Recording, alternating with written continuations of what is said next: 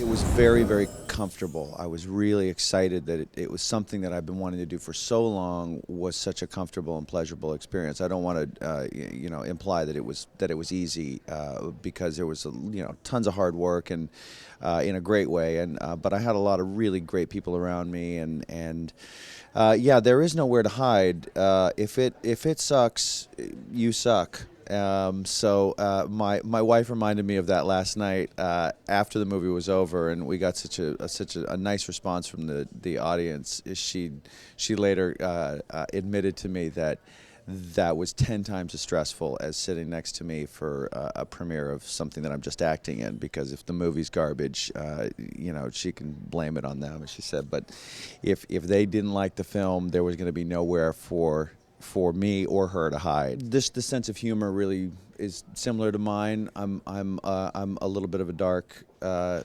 soul comedically, and there's definitely some darkness to this humor. It's not for everyone, the film, but it seems to really kind of earn it back and balance out somewhat with some of the heart, some of the redemptive stuff towards the end. And I look to that as a great challenge as a director, to try to make those two things braid as organically as possible, and ultimately leave the audience with a good taste in their mouth. Since there's so much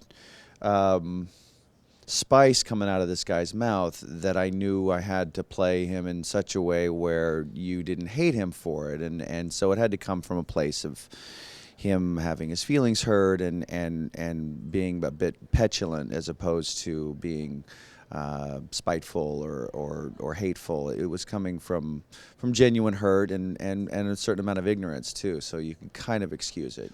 Catherine and I were friends beforehand. I'd actually never seen her do any acting. When I asked her to do the part, I just knew her quality so well, and I knew that she would bring that to this part, and this part needed that.